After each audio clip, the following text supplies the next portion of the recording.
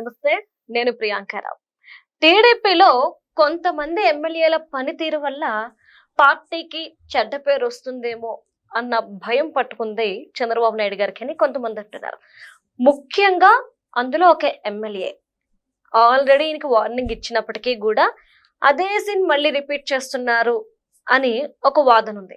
మరి ఎవరా ఎమ్మెల్యే, ఆయనలో ఎందుకు మార్పు రావట్లేదు, ఎప్పుడు మార్పు వస్తుంది? ఈ వీడియోలో తెలుసుకుందాం. మనతో మాట్లాడడానికి సీనియర్ జర్నలిస్ట్ సిఎస్ రావు గారు ఉన్నారు, ఆయనతో మాట్లాడదాం. నమస్కారం సార్.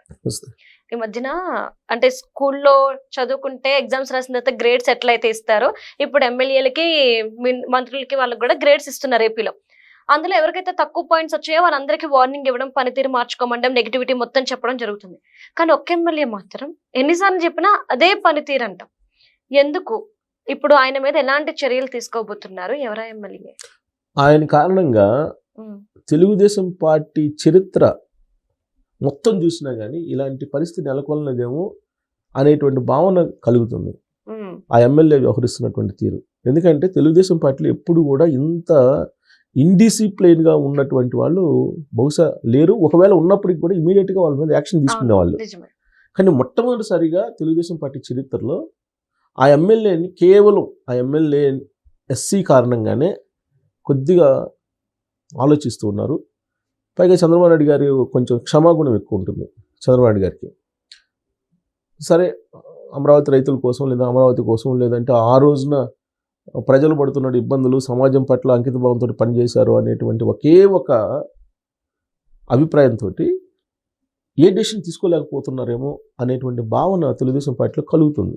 ఎందుకంటే చంద్రబాబు నాయుడు గారు జనరల్గా నాంచుతారు ఇష్యూ వచ్చినప్పుడు, చాలా కాలం పాటు దాన్ని సాగదీస్తారు అనేది ఉంది. కానీ బట్ ఇంత డ్యామేజ్ చేస్తుంటే పార్టీకి చర్యలు తీసుకునే పరిస్థితికి చంద్రబాబు నాయుడు గారు వెళ్ళిపోతారు అని చెప్పేసి ఎవరు అనుకోరు. తెలుగుదేశం పార్టీకి సంబంధించి దాదాపు 20 ఏళ్ళకు పైగా నేను రిపోర్టింగ్ కూడా చేశాను. నా 30 ఏళ్ళ జర్నలిజంలో తెలుగుదేశం పార్టీలో ఇలాంటి పరిస్థితి బహుశా ఫస్ట్ టైం అనుకుంటాను నేను అనుకోవటం. ఇంత అంటే పార్టీ మీద, పార్టీలో ఉండేటువంటి నాయకుల మీద తిరగబడి బహిరంగంగా ప్రజల ముందు ఈ విధంగా కంటిన్యూగా చేయటం అనేది, విభేదించుకునేటువంటి వాళ్ళు ఉన్నారు, కొన్ని సందర్భాల్లో కొంత ఇబ్బంది పెట్టినటువంటి వాళ్ళు ఉన్నారు. కానీ పదే పదే పిలిచి అధిష్టానం మాట్లాడినప్పటికీ, క్రమశిక్షణా సంఘం పిలిచి మాట్లాడి వార్నింగ్ ఇచ్చినప్పటికీ కంటిన్యూ చేసేటువంటి వాళ్ళు, ఆ కంటిన్యూ చేసేటువంటి వాళ్ళని ఏమీ చేయలేని పరిస్థితి ఉండడం అనేది ఫస్ట్ టైం అనుకుంటున్నాను నేనైతే. అంటే నాకున్న నేను రిపోర్టింగ్లో గమనించింది ప్రత్యేకించి తెలుగుదేశం పార్టీలో. ఎందుకంటే డిసిప్లైన్ ఎక్కువ ఉంటుంది తెలుగుదేశం పార్టీలో. ప్లస్ ఏదైనా ఉన్నా కానీ మాట్లాడుకుంటారు. అధిష్టానం చెప్పినప్పుడు ఖచ్చితంగా అధిష్టానం చెప్పిన దాన్ని తూచా తప్పకుండా పాటిస్తారు, లేదంటే బయటకు వెళ్ళిపోతారు. ఇది మామూలుగా జరిగేది. కానీ ఇప్పుడు విచిత్రం పరిణామం, ఇద్దరి మధ్య ఉండేటువంటి అభిప్రాయమా లేదంటే ఒక అతను ఇంకొక అతన్ని ద్వేషించడమా అనేది తెలియదు. కానీ వ్యక్తిగతమైనటువంటి ద్వేషాలు ఉండొచ్చు ఉంటే, బట్ ఒక పార్టీ నీడన ఉన్నారు. ఒక పార్టీ నీడన ఉన్నప్పుడు ఆ పార్టీకి మీకు డ్యామేజ్ చేయకూడదు కదా సమాజంలో, లేదంటే ప్రజల ముందు. కూర్చున్నటువంటి కొమ్మని నరుక్కోవద్దు అని చెప్తుంటారు పెద్దలు. ఒక పార్టీ నీడనున్నారు మీరు, ఒక కల్పవృక్షం లాంటి చెట్టు కింద మీరు ఉన్నారు. ఆ చెట్టు కిందని, ఆ చెట్టు ఇచ్చినటువంటి ఫలాల్ని తింటూ మీరు, ఆ చెట్టు పేరుతోటి మీరు అధికారంలోకి వచ్చి ఎమ్మెల్యే అయ్యి హోదా సంపాదించుకొని ఆ చెట్టునే మీరు డ్యామేజ్ చేసేలాగా ఉంటే కరెక్ట్ కాదు కదా అనేటువంటిది ఇప్పుడు తెలుగుదేశం పార్టీలోని చాలామంది భావిస్తున్నారు. కారణం ఏంటంటే అక్కడే ఎన్టీఆర్ జిల్లాలో అక్కడ నెమ్మలి వేణుగోపాల స్వామి అనేది టెంపుల్ ఉంది.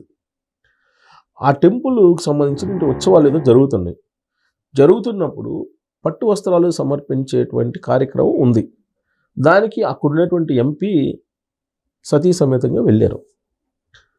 అక్కడున్నటువంటి అర్చకులు పట్టు వస్త్రాలని ఈ ఎంపీకి ఇచ్చారు. సతీ సమేతంగా ఉన్నటువంటి ఎంపీకి ఇచ్చారు. ఆయన పట్టు వస్త్రాలు తీసుకొని అవి బయలుదేరాలి ఎక్కడికి, స్వామివారి దగ్గరికి. ఆ టైంలో అక్కడ ఉండేటువంటి ఆ ఎమ్మెల్యే ఆ పట్టు వస్త్రాలు లాగేసుకొని నాకు కదా ఇవ్వాల్సింది పట్టు వస్త్రాలు అని చెప్పేసి లాగేసుకొని ఆయన మీరు కానీ ఉత్సవాలు నేను పట్టు వస్త్రాలు ఇచ్చేదని చెప్పేసి అర్చకులతోటి ఆయన గొడవ పడ్డాడు.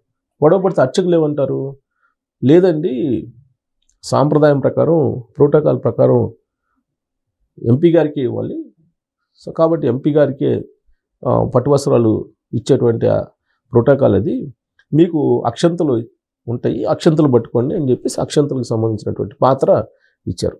దాన్ని తీసుకోకుండా నాకు పట్టు వస్త్రాలు కావాలని చెప్పి పట్టు వస్త్రాలు తీసుకొని ఈయన నెత్తిని పెట్టుకొని పాండి అని చెప్పేసి భక్తులు కొన్ని వందల మంది భక్తులు అక్కడ ఉంటే వాళ్ళ ముందు ఇది జరిగింది అని అంటే ఇది వాళ్ళిద్దరి మధ్య ఉండేటువంటి వ్యక్తిగత వైరం అనుకోవాలా, లేదంటే ఈ ఇన్సిడెంట్ చూసిన తర్వాత ఈ పార్టీకి నష్టం జరుగుతుందని అనిపిస్తుందా? పార్టీకి చాలా డ్యామేజ్ కదా, అంతర్గత పోరు మొదలైందని ఒకరికి మనం అవకాశం ఇచ్చినట్టే కదా మన మీద దుమ్మెత్తిపోయడం. ఇది జరిగిన ఇన్సిడెంట్.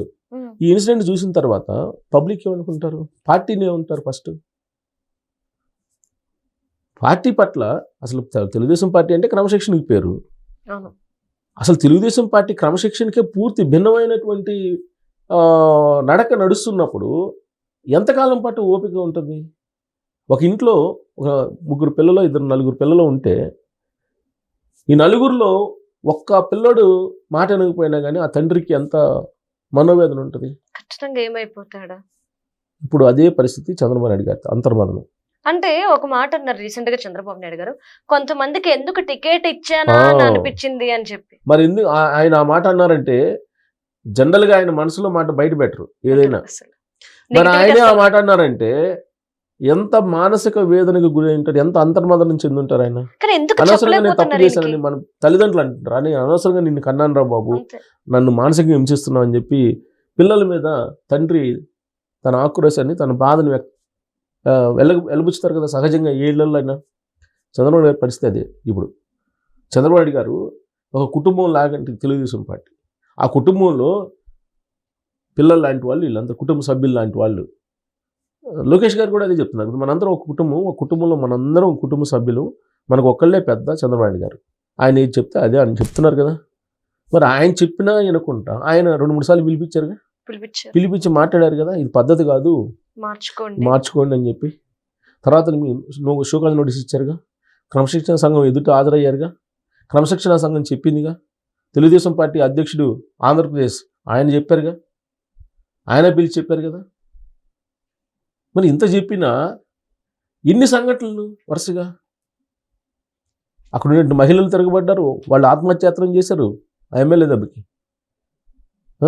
ఆ తర్వాత అక్కడ ఉన్నటువంటి లిక్కర్ షాపులకు సంబంధించినటువంటి గొడవ, మళ్ళీ అక్కడ మైనింగ్ గొడవ, ఒకటి కాదు కదా అనేకం. ఈ మధ్యకాలంలో బయట మీడియా ముఖంగా కూడా డ్యామేజ్ చేసుకునే పరిస్థితికి వచ్చారు కదా. అంటే సార్ నాకు అనిపిస్తుంది ఏంటి అంటే ఒక్కొక్కసారి కోవట్లు అనే వాళ్ళు ఉంటారు, ఇది ఉంటారు కాదు. చంద్రబాబు గారే చెప్పారు కడప మహానాడులో, ఆయనే చెప్పారు వైఎస్ఆర్ కాంగ్రెస్ పార్టీకి సంబంధించిన కొంతమంది కోవట్లు తెలుగుదేశం పార్టీలో జ్వరబడ్డారు, వాళ్ళ పట్ల మీరు జాగ్రత్తగా ఉండండి అని చెప్పి ఆయన చెప్పారు. మరి ఎవరి గురించి చెప్పారు ఏమో తెలియదు, కానీ కొంతమందికి టికెట్లు ఇచ్చి తప్పు చేశానని చెప్పి అంటున్నారు. ఇప్పుడు 40 మంది ఎమ్మెల్యేలు వాళ్ళు పనితీరు మార్చుకోవట్లేదని చెప్పి తలబొట్టుకునేటువంటి పరిస్థితికి వచ్చింది తెలుగుదేశం పార్టీకి సంబంధించిన అధినేతగా అని చెప్పి ఒక న్యూస్ వస్తుంది కదా ఈ మధ్యకాలంలో. సరే 40 మందిని దారిలో పెట్టుకునే పనితీరు బాగాలేకపోతే ఆ చక్కదిద్దుకునే దానికి మార్గాలు చూపిస్తారు, శిక్షణ తరగతులు పెడుతున్నారు, అవన్నీ చేస్తారు. ఇంకో టైం ఉంది కాబట్టి ఎలక్షన్ దాకా ఇంకా ఛాన్స్ ఇస్తారు చంద్రబాబు నాయుడు గారు. ఇప్పుడు మీ క్రమశిక్షణ లేనటువంటి వాళ్ళకి మీరు ఎంత చదువు సంస్కారం చెప్పినా కానీ క్రమశిక్షణ లేకపోతే అది ఎక్కడ అబ్బుతుంది? చదువుకునే వాళ్ళకి జనరల్గా గురువులు చెప్పేది ఏంది, చదువుకునేటువంటి టీచర్స్ ఏం చెప్తారు పిల్లలకి, మీరు ముందు క్రమశిక్షణగా ఉండండి తర్వాత మీకు చదువు వస్తుంది అని చెప్పి చెప్తారు. మరి ఇప్పుడు చంద్రబాబు నాయుడు గారు ఏం చేయాలి? క్రమశిక్షణ. ఇప్పుడు ఎమ్మెల్యేలకు గ్రాఫ్ బాగలేదు, 40 మంది ఎమ్మెల్యేలకు గ్రాఫ్ బాగలేదు, వాళ్ళు చెప్తున్నారు, వాళ్ళు ఆయన చెప్పింది చేస్తూ ఉంటే కనుక గ్రాఫ్ పెరుగుతుంది. అసలు ఆయన చెప్పిన దానికి విరుద్ధంగా నడుస్తున్నప్పుడు ఇంకా మీకు గ్రాఫ్ పెరగటం ఏంటి? అసలు పార్టీకే ఇబ్బంది కదా, ఆ చదువు చెప్పిన టీచర్కే నామాలు వస్తాయి కదా, నామాలు పెడతారు కదా. సో అలాంటి పరిస్థితి ఇప్పుడు చంద్రబాబు గారికి ఉంది. బహుశా నేను అనుకోవటం ఈ ఇన్సిడెంట్ తోటి దీనికి ఫుల్ స్టాప్ పెడతారేమో అనుకుంటున్నాను. Right. Thank you so much sir.